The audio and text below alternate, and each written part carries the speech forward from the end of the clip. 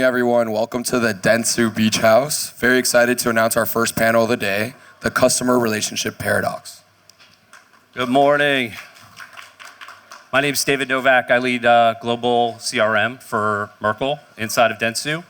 I'm super excited for this panel. I was eating dinner the other night and I ordered clams, and it made me think of what it takes to open up a clam. And it was this parallel moment of like, what does it mean to open up customer relationships and deepen those relationships? And how do you have the right environment and sow the right seeds that makes that opening happen? So that's a lot of what we're going to talk about today. I've got two great panelists. GAELLE DEVINS is the Chief Customer Officer at Breitling, and she brings over 25 years of experience in customer strategy, in experience design, commercial transformation across luxury, fashion, FMCG. So very glad to have you, GAELLE. We've also got SUMNER, Chief Adoption Officer at Salesforce. So across 150,000 clients that Salesforce has, you've seen it all, you've done it all. So we're gonna be really excited to have your perspective. The basic premise for this discussion that I thought would be interesting in Cannes is you have luxury brands that have very infrequent touch points with their customers, but they still want to create loyalty. And so what does it mean in that, once in a lifetime or only a few touches in a lifetime where you have the opportunity to build that trust and rapport to unlock the value that you've tried to instill in that customer relationship, versus faster moving markets that are high frequency, high transaction. Think of quick serve restaurants where it may be a daily consideration. So I thought that's the paradox that we're gonna explore today. So GAELLE, I'll open with you. How do you really think about luxury in the context of building customer relationships? So first of all, thank you for having us and the nice intro and sharing the stage with someone amazing like Polly. So I think for luxury brands, it's really about exclusivity and depth of the understanding of the client. You have a life cycle that is quite long. If you want to create a repurchase rate, it's not like an FMCG brand where you can shorten it a lot. So we're working with your wonderful agency on that. The life cycle of a repurchase rate is for us 1 year. So how do you make the most of that 1 year? And you do that by understanding your client at depth. So we have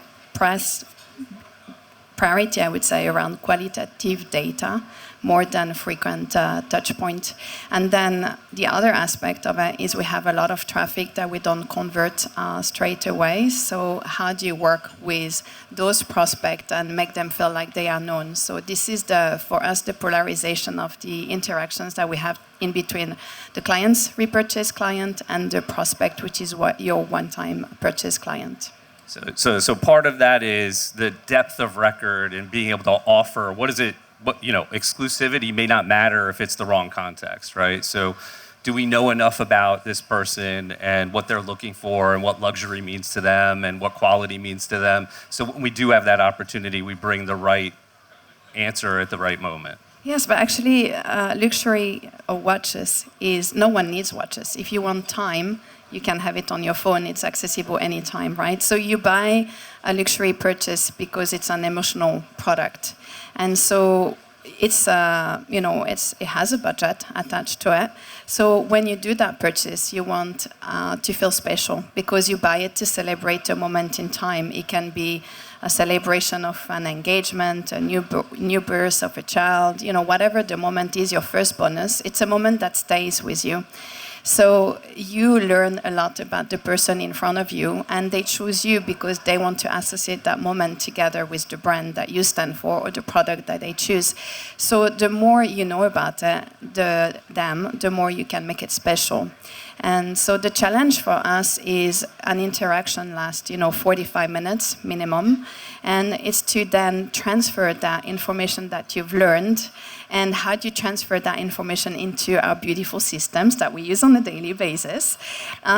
Because the customer, at the end of the day, wants to feel special. So the sales associate job is to really enter all the information that they find so that we can serve them, a special moment in time that is really relevant to who they are and what they like. So the challenge is the data quality entering into the system to make use of it in the future. Yeah, this is really interesting. And Polly, we have a client in common in Domino's Pizza, and you think of the scale of transaction, the frequency that something like a pizza choice is, and how much of a consideration that is on a weekly basis. But the challenge is much different. They don't get depth in terms of understanding at an individual a 45-minute conversation. It'd be weird if that was happening in Domino's, right? So how do some of your 150,000 customer, how do they think about high frequency and the same kind of challenge? So first of all, I just want to be clear. You also have a person who works in B2B with technology and one who's focused on B2C. So the interesting part is not just the paradox of what we expect in our personal life, Domino's Pizza, and what we're doing in terms of our business, okay? So our role at Salesforce is to give the employees of a company the tools to be better at doing the connection as we go forward. So our business, in the most case, in a single company, is not transactional. It's very different, and I think that's the net of what you're basically saying. But if the software that the customer is, the person at the customer is using, isn't able to do high volume, like in a retail environment, a grocery store, or whatever it might be, and do it in a seamless, frictionless way, then we're not really helping them. So I think that the challenge or the opportunity for us in an agentic world is to get rid of some of that friction, drive self-serve to a new level, but never forget that behind that click is a human being. At the moment, there might be like some that are agents, but the agent is doing the job that's been, designed for humans. So I think we're in one of the biggest changes we've ever had in the way that humans interact with technology, and how to learn a totally new skill of managing, coaching, onboarding, executing, designing, all those things for humans and agents at the same time, just like we seem to have mastered, in a way, the B2B, the paradox that you mentioned, which is high frequency or low frequency, volume, et cetera. But the basic emotion is the same. They want to feel special. It's not, the pizza, the product that Domino's is making is a pizza for me. I have choice.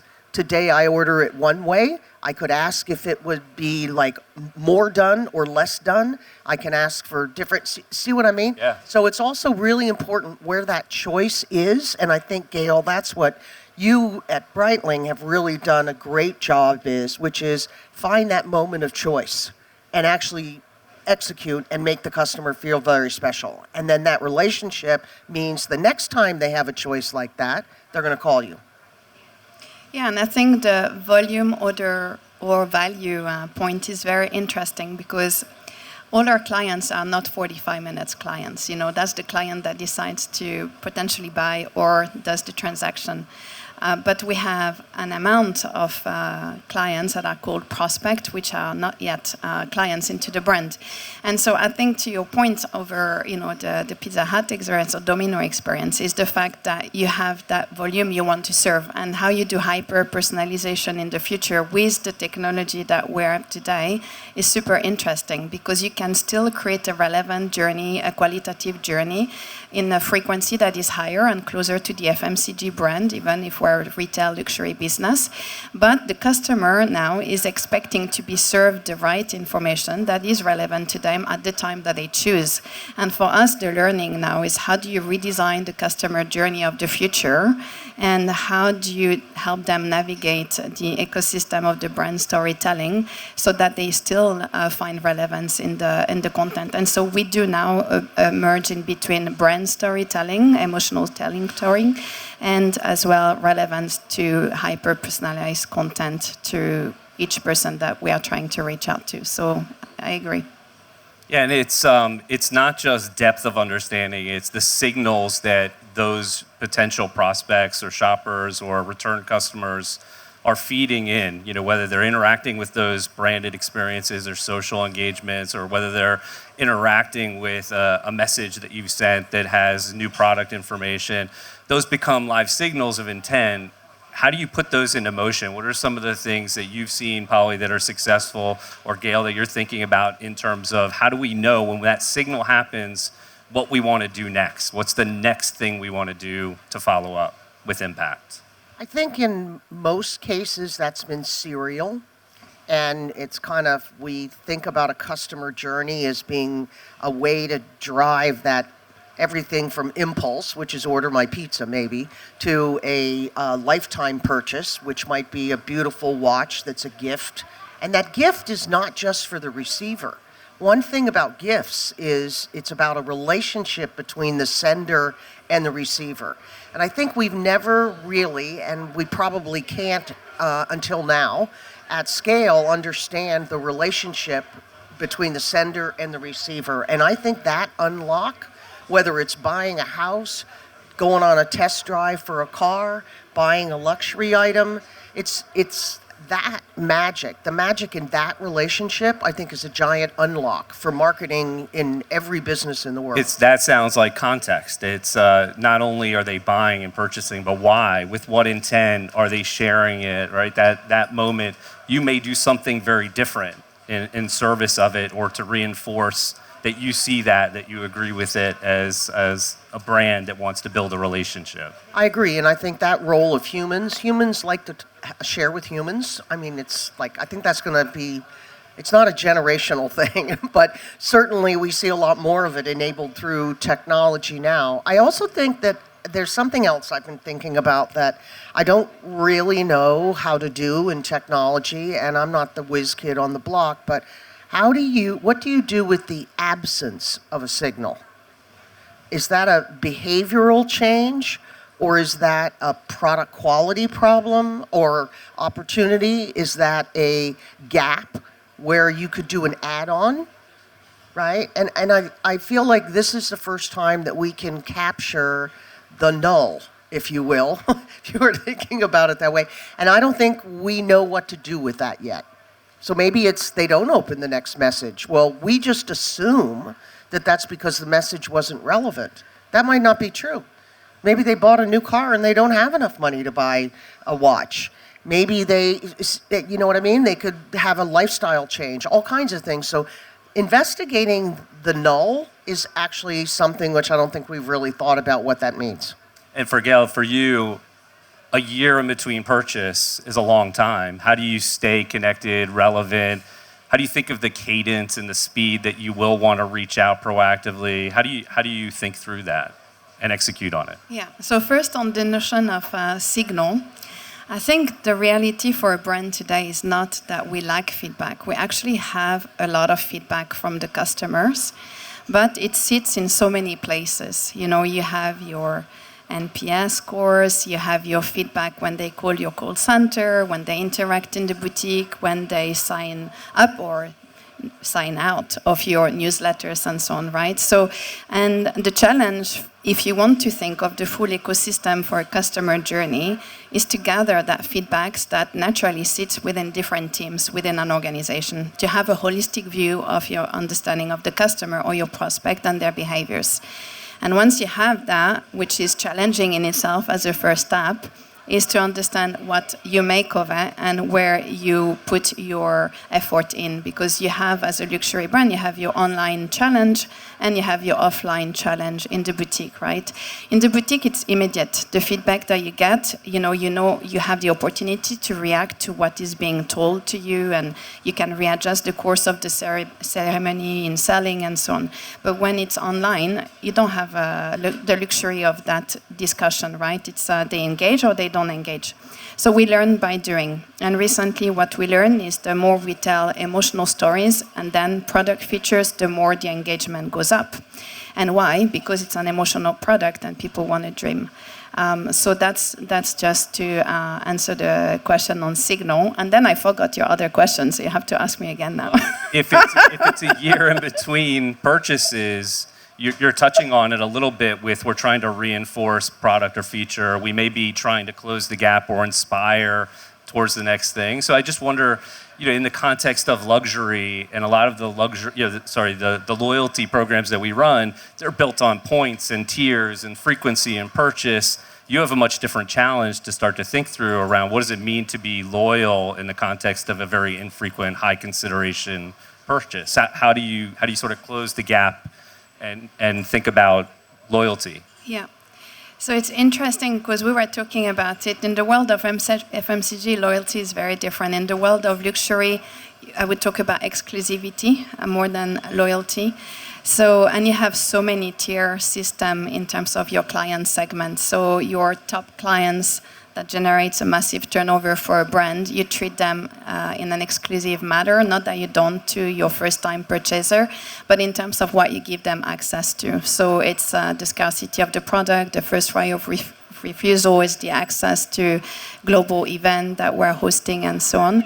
So that's how we build that loyalty with the client, is to engage with them on a one-to-one. In luxury, we talk often about one-to-one or one-to-many and how you do these two strategies hand in hand. And that really depends on the segment that we're talking after. And then for the other segment of the population that we're talking to, the loyalty comes from engaging with them and using our boutiques. We have 300 boutiques worldwide. And we're using them as stage, like we're here today. We're hosting our clients. So if you have a birthday, if you have a celebration that you want to create, we host it for the prospect or for the client in the boutique. And we did a lot of local partnership activation.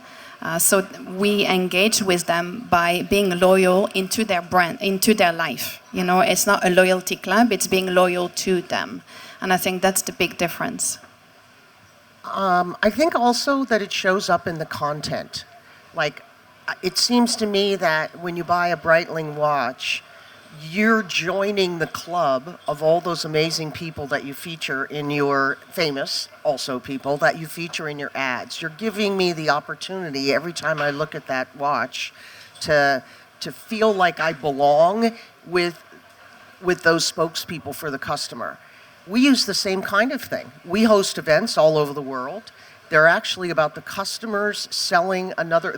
They bring out their phone and they show each other what the heck they're doing with an application in thetheir business. It's like bizarre, but that's what happens. They come like a watch. Yeah, exactly, like a watch. It's like, so I think as I've gotten to know you better, et cetera. It's like, I think it's very similar, and there's some things we could dig out of there. I'm really convinced about what these loyalty driving strategies are. Over 30% of our customers have changed jobs in the 27 years that we've been in business. And out of that 30%, almost 100% have taken Salesforce to the next job that they worked in. That's loyalty. I mean, that's even longer than a year, because people don't change jobs every year. And they move from department to department in the wonderful companies that they use. And that means they're going to say, hey, wait a second, why can't I have this kind of technology capabilities in my job now that I'm running service? Or in my job now that I'm running marketing? Or maybe it's as an individual contributor, I moved. And I moved from one location to another. And I changed from New York to Dallas.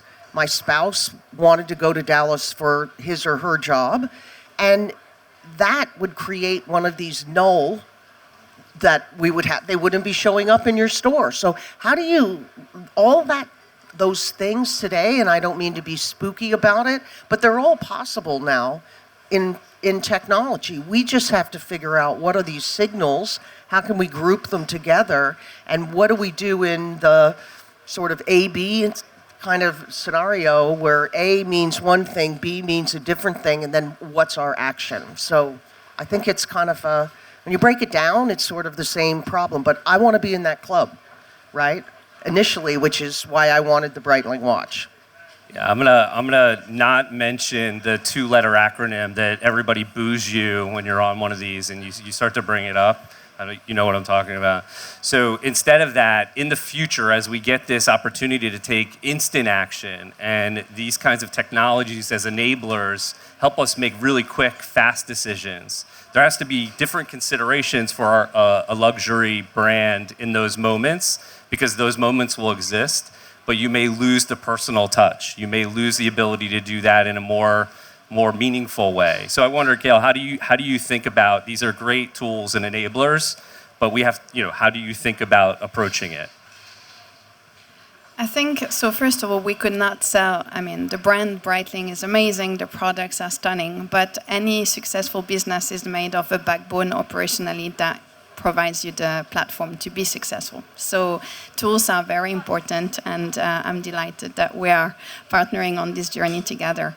And yes,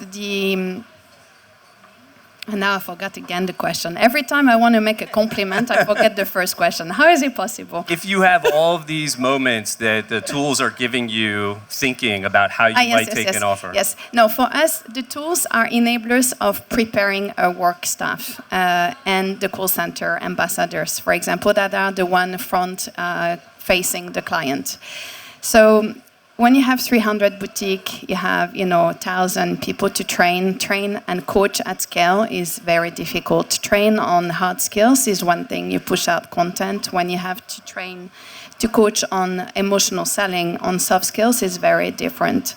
So this is where the tools for us are starting to enable us to be better at our interaction with the clients by providing us the right, not only information, but the right trigger, and start suggesting the next topic of engagement or conversation with the client, the next possible time at which we can reach out to them. So, we're rethinking all our journeys, because you have your traditional touch points, which is your birthday, your celebration of your 1-year anniversary with the watch and so on. But by using tools now and as adding these data points that is highly relevant to the person you're interacting with, you see now technology suggesting you other touch points that you would not have thought of. And I think that's the preparation work that is being enabled at the moment. So it's a coach. It's a coach. Yeah. It's really like, it's always difficult to ask questions because you feel like, I don't have the knowledge, I look silly if I ask that question. And now you have an interface that doesn't judge you and where it has no impact on your performance. On the opposite, it helps you to be more performant in the workplace. Well, Polly, when we were talking and prepping for this discussion, you brought up a really interesting point on the differences between generations. So these tools and our ability to meet the needs and signals and different channels, we have so many options, but generations may be of another lens that we have to start to think about. Our newest customers may want to interact in very different ways than our longer-term customers. Is that a measurable component? Is that something we should be deeply considering? I know we were still thinking it through when we were talking. Yeah, I think generations are very interesting. I actually was on a panel with Time a couple of days ago with a category of technology that I've never been in, neither would I say I really understand, and that's the whole social networking world. And the way, that is definitely not serial. It has a scary and a positive part of anonymity. That doesn't happen to us every day unless we're like going to an airport.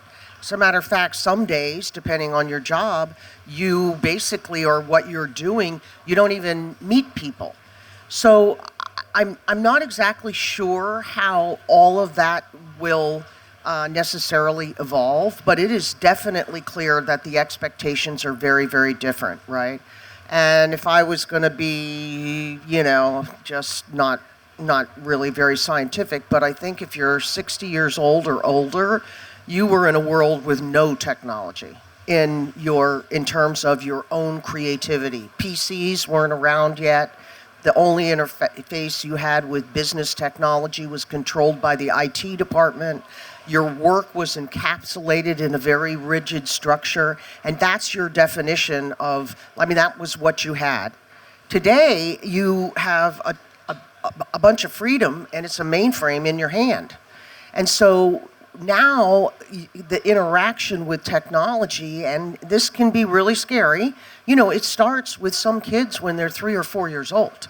Now, I'm not saying, and that's very dangerous, and we're starting to see all kinds of legislation that has protection for the social media folks around, ages, et cetera. I don't think you could police that out of people's lives, but it's definitely clear that that's really important. Another one that's very important is video, because it engages more of your senses. But what can't video do for you? Even if the relationship or the agent or something that's happening in video is conversational, you have no sense of smell. Like during the pandemic, I met people that I had no idea. I knew their face, but a person is not just this. So I feel like that's really important. Today, when we see somebody, our recognition of that person